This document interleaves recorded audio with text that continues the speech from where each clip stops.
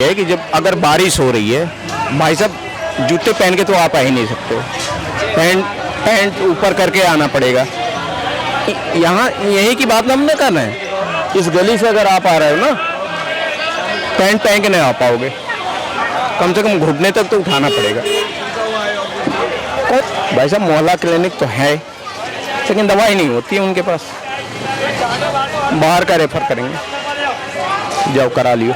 दिल्ली के पास तो दिल्ली नहीं है, दिल्ली की बाईपास हो चुकी है, बाईपास सर्जरी हो चुकी है, पेसमेकर पे दिल्ली जिंदा है। और यही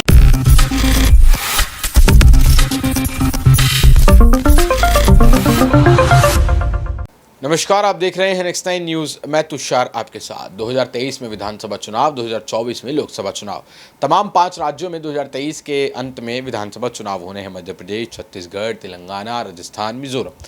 लेकिन आपको बता दें कि जहां इन चुनावों को लेकर एक के बाद एक सियासी सरगर्मियां तेज़ होती दिखाई दे रही हैं, जहां एक तरफ हर पार्टी जो है यहां पर अपने अपनी गारंटियां जो है वो लाकर रख रही है, अपनी अपनी सूचियां जारी कर रही है, वादे कर रही है, मैनिफेस्टो जारी कर रही है, एक दूसरे पर जो है तंज कस रही है, वार कर रही है। वहीं हमारी देश की जनता इस पूरे चुनाव को किस तरीके से देखती है, वो क्या राय रखती है। आपको बता दें कि जब हमारे साथी पत्रकार ज़मीन पर गए और ज़मीनी हकीकत लेकर आए, तब पता चला कि किस तरीके से इस बार के चुनावों को हमारे देश की जनता देख रही है। क्या उनके लिए भ्रष्टाचार, राम मंदिर, धार्मिक बातें और जिस तरीके से ऑपोजिशन को दबाना, ईडी, सीबीआई, ये सब इम्पॉर्टेंट है, या फिर उनके लिए इम्पॉर्टेंट है रोटी, कपड़ा, मकान, घर, स्वास्थ्य, शिक्षा, बच्चों की फीस, महंगाई, ये सब। क्या है जनता की इस बार चुनाव के ऊपर अपनी राय, और क्या जनता ने इस बार अपना चुनाव में जो वोट है वो किस मुद्दे पर देने का मन बना लिया है, देखिए जरा। हाँ बताइए भाई साहब, क्या समस्या है? सर पहली चीज़ यहाँ की जो समस्या सबसे बड़ी है कि जब अगर बारिश हो रही है, भाई साहब जूते पहन के तो आप आ ही नहीं सकते, पैंट ऊपर करके आना पड़ेगा। यहाँ यही की बात हम नहीं कर रहे हैं। इस गली से अगर आप आ रहे हो ना, पैंट पहन के नहीं आ पाओगे, कम से कम घुटने तक तो उठाना पड़ेगा। कौन सा विकास हुआ है, किसका हुआ? अरे आपके जो यहाँ से सांसद है गौतम गंभीर और विधायक है मनीष सिसोदिया, दोनों ही अपनी अपनी पार्टी के दिग्गज नेता हैं, उसके बावजूद भी विकास नहीं। वही तो हम कह रहे हैं। आप विकास खुद देखो ना सर, खुद देखो, वही कह रहे हैं सर। पानी तो बारिश होता है तो हर जगह लगता है, यही चीज हम कह रहे हैं। बारिश होगा तो पानी हर जगह लगता है। सीपी के अंदर जाके देख लो, पानी लगता है, कहीं भी लगता है भाई। एक आध घंटा में निकल जाता है, साफ हो जाता है। और मंडावली में बहुत फर्क है कि नहीं है? आप बताओ। अब नहीं है, अब पानी निकल जाता है। हमारा ये रोड बना, जब से पानी नहीं लगता है, अब निकल जाता है, साफ हो जाता है। घर के सामने नहीं लग रहा है, बाकी तो रोडों पे लग रहा है। जो आने जाने वाले लोग, आम आदमी की हम बात कर रहे हैं। बारिश होगा एक आधे घंटे के लिए तो दिक्कत रहेगी तो कहीं भी है। 2 दिन होते हैं, यहाँ जाम लगता है। आप यहीं के रहने वाले हो? मैं रहने वाला कहीं का ना हूँ, मैं तो किराएदार हूँ। मैं किराएदार हूँ। रहते तो यहीं है ना? किराए बगल में है मेरा। मोहल्ला क्लिनिक वगैरह की सुविधाएं मिल रही हैं कि नहीं? आप भाई साहब मोहल्ला क्लिनिक तो है, लेकिन दवाई नहीं होती है उनके पास, बाहर का रेफर करेंगे, जाओ करा लियो। बच्चे स्कूल जाते हैं? हाँ जी। कैसी शिक्षा मिल रही है? शिक्षा तो बेटर है, दिल्ली की शिक्षा ही बेटर है, और कुछ नहीं है दिल्ली में। दिल्ली के पास तो दिल्ली नहीं है, दिल्ली की बाईपास हो चुकी है, बाईपास सर्जरी हो चुकी है, पेसमेकर पे दिल्ली जिंदा है। और यही सच्चाई है। बाकी हम किसी पार्टी की बात ना कर रहे हैं, ना हमें बीजेपी कोई दे रहे हैं और ना आम आदमी पार्टी दे रहा है। हम एक आम आदमी है और एक सीधी सी भाईचारे वाली बात कर। पीएम मोदी कहते हैं कि हमने देश में बेहतर विकास किया, लेकिन रोजगार और महंगाई को लेकर आपका क्या? भाई साहब कहाँ रोजगार है, कहाँ महंगाई है? जो आप कमा रहे हो, आप ये बताओ। मैं बाइक चला रहा हूँ, जब 10 रुपये लीटर पेट्रोल था, उस समय जब 20 हुआ तो हमारे मम्मी पापा या अदर्स लोग कहते थे अब कोई गाड़ी ना खरीदेगा। आज 50 लाख रुपए की भी गाड़ी है, खरीद रहे हो, आप भी खरीद रहे हो, हम भी खरीद रहे हैं। कहाँ महंगाई है? इसे महंगाई कहते हैं। 100 रुपये लीटर के पेट्रोल डला के आप भी चल रहे हो कि नहीं चल रहे हो? अगर आपके जेब में है तब तो डाल रहे हो, नहीं होता तो पैदल चलते, आप भी चलते हम भी चलते। गलत करें आप बताओ। धन्यवाद आपका। हाँ गुरु, क्या चल रहा है? अगले साल चुनाव है, सब ठीक चल रहा है कि कुछ है? महंगाई महंगाई है गई, हर चीज की महंगाई है गई, मंदा नहीं हो रहा हर चीज।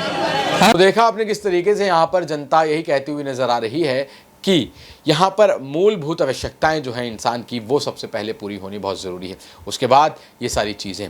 और तो इसी मुद्दे पर बात करने के लिए हमारे साथ हमारे सहयोगी शामिल है शिराज। तो शिराज, 2023-24 के चुनाव सर पर हर पार्टी यहाँ पर अपना दमखम झोंक रही है, सब ने बड़े बड़े ऐलान कर दिए हैं, सब ने यहाँ पर अपने मैनिफेस्टो निकाल दिए हैं। कोई यहाँ पर राम मंदिर की बात करता हुआ नज़र आ रहा है, तो कोई यहाँ पर लोकतंत्र को बचाने की बात करता हुआ नज़र आ रहा है।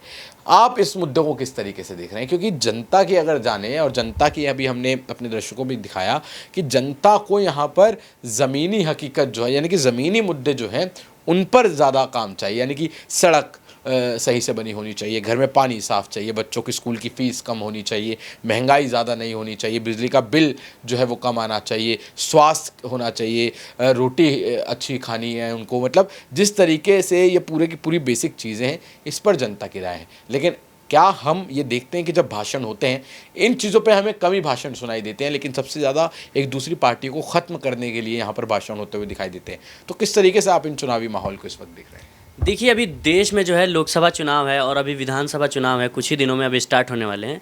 तो मुझे लगता है कि सारे आपके मुद्दे जो आपने बताया, शिक्षा, बेरोजगारी, महंगाई, महिलाओं की सुरक्षा, और जो भी हम बात करें वो सारी चीज़ें एक तरफ, और धर्म की बात हो जहाँ पे वो चीज़ें एक तरफ।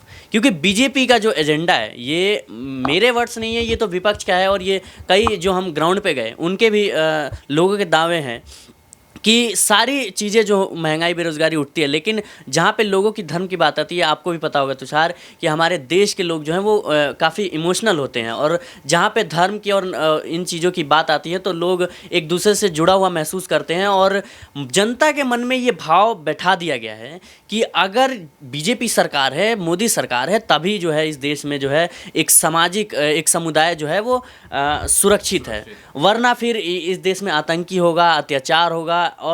और लेकिन जनता को ये समझना चाहिए कि इससे पहले भी चीज़ें होती थी, इससे पहले भी कई सरकारें आई और कई गई, और ऐसा नहीं है कि हमारे देश में जो है इन तरह की चीज़ों को जो अब अंजाम दिए जा रहे हैं, अब लगातार देख रहे हैं देश में मॉब लिंचिंग वगैरह, ये सारी चीज़ें बढ़ रही हैं। चाहे हम बात करें एक समुदाय के खिलाफ, अभी आप ये नहीं बता सकते ग्राउंड पे जाके कि जो दो लोग हैं वो चाहे किसी भी जाति समुदाय से, वो खुद के अंदर उनके क्या चल रहा है।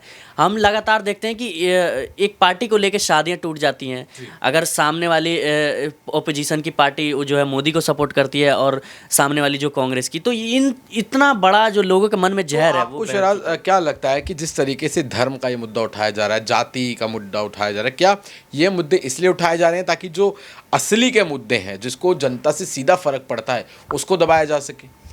जी देखिए, अभी जो है राम मंदिर का उद्घाटन होने वाला है जनवरी में, तो और फिर लोकसभा चुनाव भी है। तो अभी जो वहाँ के अध्यक्ष हैं राम मंदिर के, उन्होंने अभी 3-4 दिन पहले शायद आपने देखा होगा, उन्होंने ऐलान किया कि कोई भी जो सरकारी अधिकारी है या कोई मुख्यमंत्री के पद तक, वो कोई भी राम मंदिर के उद्घाटन में नहीं आ सकता।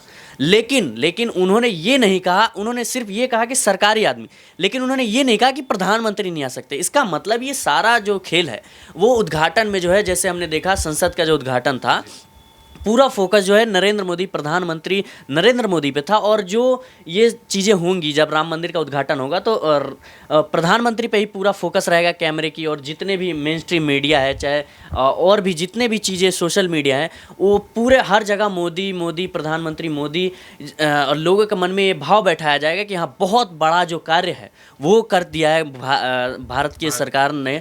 और मुझे लगता है इससे जो है एक इमोशनल बैगेज जो है हमारे देश के एक समुदाय है उसको लेकर ज़रूर घूमेगा, और इसका पूरा असर जो दिखेगा, भले ही राहुल गांधी भारत जोड़ो यात्रा कर लें, महिलाओं से बात कर लें, कुलियों से मिलने, किसानों को दावत दे दें, ये सारे चीज़ें एक तरफ, लेकिन धर्म का मुद्दा एक तरफ। और बीजेपी इस चीज़ को लुभाना बिल्कुल एक अच्छे से जानती है, तभी वो मणिपुर और जो है महिलाओं के मुद्दे, पहलवानों के मुद्दे या महंगाई, बेरोजगारी से उनको कुछ भी जो है वो नहीं लेना देना। और लगातार वो धार्मिक चीज़ों पे आप देख सकते हैं कि उनके जो जितने भी विधायक हैं वो लगातार अपने जगहों पे वो करते रहते हैं, मतलब उटपटांग भाषा देते रहते हैं कि इनको पाकिस्तान भेजो, इनको ये करो, वो करो। इन तरह की जो चीज़ें हैं, ये देश में एक मुझे लगता है नफ़रत का भाव है वो भर चुका है, और इसका फ़ायदा जो है वो एक पार्टी विशेष को मिलता है, और इसका असर ज़रूर दिखेगा। जी, तो इसका असर ज़रूर दिखेगा। और सवाल मेरा आपसे भी वही है दर्शकों, कि धर्म को हमेशा चुनावों में क्यों लाया जाता है, जाति को क्यों लाया जाता है, क्यों स्वास्थ्य, शिक्षा, बेरोजगारी, महंगाई, इन सबको नहीं लाया जाता? क्या इसलिए कि इन मुद्दों को दबाया जा सके? क्योंकि हर सरकार जब भी आई है वो कहीं ना कहीं इन मामलों में फेल दिखाई दी है। क्या यहाँ पर इन मुद्दों को छुपाने के लिए, दबाने के लिए ही धर्म को जो है वो उठाया जाता है? क्या सोचते हैं आप इस बारे में? क्योंकि 2023 और 24 में चुनाव है, एक बार फिर से हमारे देश में लोकतंत्र का जो एक मजबूत स्तंभ माना जाता है, इलेक्शन, वो आ रहा है, यानी कि चुनाव का त्यौहार आ रहा है। उस त्यौहार में आप किस तरीके से हिस्सा लेंगे, ये भी हमें नीचे कमेंट सेक्शन में ज़रूर बताएं, और जुड़े रहें, देखते रहें नेक्स्ट 9 न्यूज़।